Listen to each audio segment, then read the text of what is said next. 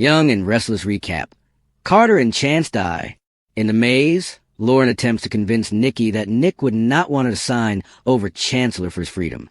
Nikki snaps that it is not his decision or Victor's, and tells Amanda she is ready to sign. Lauren declares she is under duress. Amanda asks Nikki if that's true, because it looks like she's ready to sign. Lauren demands to speak to her friend alone. Nikki requests a moment with Lauren, so Amanda steps away. Lauren points out that this is outrageous coercion, and Amanda seems afraid the guilty party will pop up before the papers can be signed. Nikki protests that waiting will not save her son, but signing the papers will. Victor may be furious, but Nick will be free. She calls Amanda back and demands to see Nick before she signs anything. Amanda admits that will sacrifice their leverage.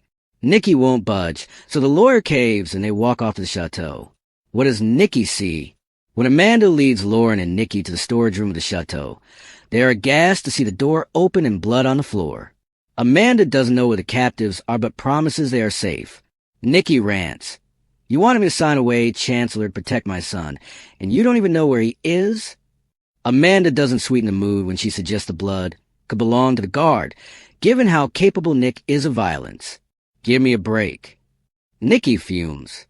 She reiterates to Amanda that Chancellor is hers to do with as she sees fit, but warns if her son is hurt, or even so much as thirsty, there will be hell to pay. With that, she walks off. Will Carter confess? Victor and Chance stand behind a hedge and eavesdrop as Kane attempts to persuade Carter to tell him what happened, saying he can't protect him otherwise, urging his assistant not to be afraid. Kane assures him they'll deal with this together. He asks if Carter killed Damien to clear the way for him to reunite with Lily.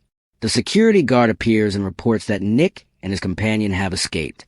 Kane keeps pushing Carter to come clean and tell him everything. Hasn't he always protected him? Carter explains that Damien needed to be removed from the equation. The reunion between Kane and Lily was supposed to be epic, and he was in the way. After all Kane had done for him, he wanted to do something in return. He was only trying to anticipate his needs. Never this. Kane exclaims. Carter begs him to divert attention, so he can make his escape.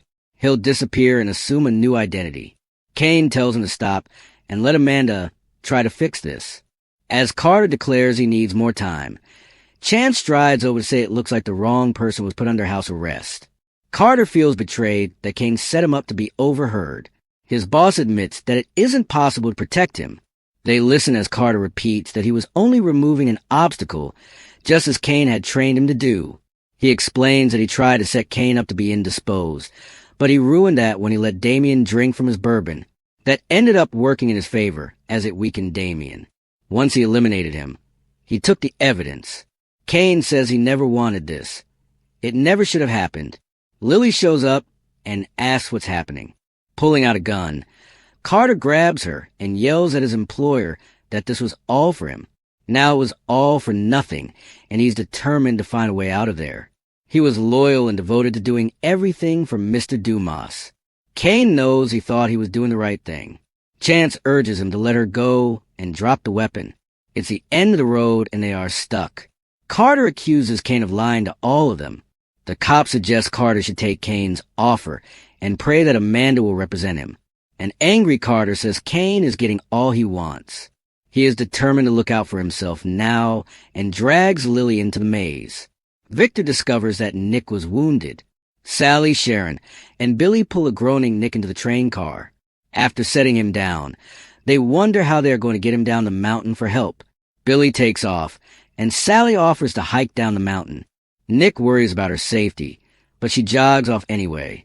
Sharon wonders what she should get Nick for his pain. Groaning, he asks her to stay with him. As Sharon tries to get Nick to drink water, he jokes about what softies his parents are. Victor walks in and demands to know who did this to him. Nick admits he kind of did it to himself. He's had worse injuries. Sharon explains he needs stitches and antibiotics. Victor starts cursing Ashby and declares he will deal with him. Nick asks his dad not to do anything crazy. He just wants to go home. Sharon explains that Nick was wonderful in captivity and kept her calm. They worked together to get out of there, and chaos ensued when they encountered the guard. Victor complains about all the thugs and killers on Kane's payroll and repeats that Ashby is going to pay for this. Billy warns Amanda she can't save Kane, still bloody after helping save Nick.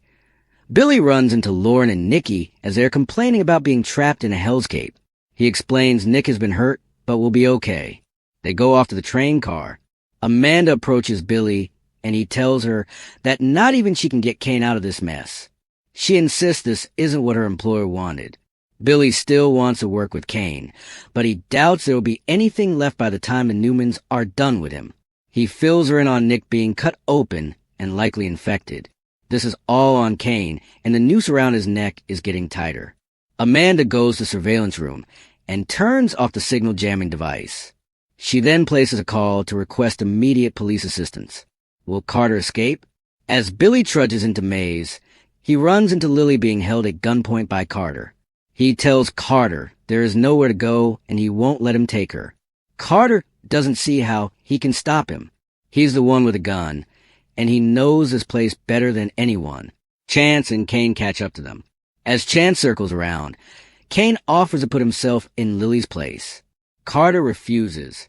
Kane asks Billy to back off and urges Carter to keep the gun pointed at him and let Lily go. Once Carter lets Lily loose, she rushes into Billy's arms. Chance peers around a hedge as Carter reminds his boss that he made this place everything he could have wanted, but it was all for naught. It's like nothing he did mattered to him. Carter doesn't think that Kane has anything left to live for since he can't have Lily or Chancellor. When he declares that he will free him of his life, Lily screams Kane's name. Chance rushes Carter. They fight over the gun, and it goes off. Shocked, Chance falls into Kane's arms as Carter makes a run for it. Lily tells Chance he will be okay, but he says it's too late.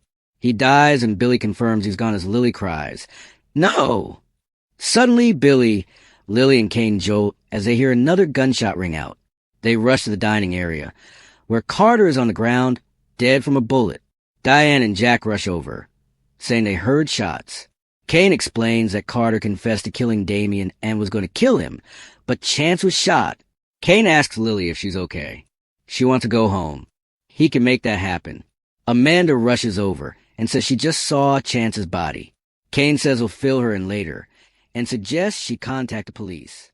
He's not surprised to hear she already did.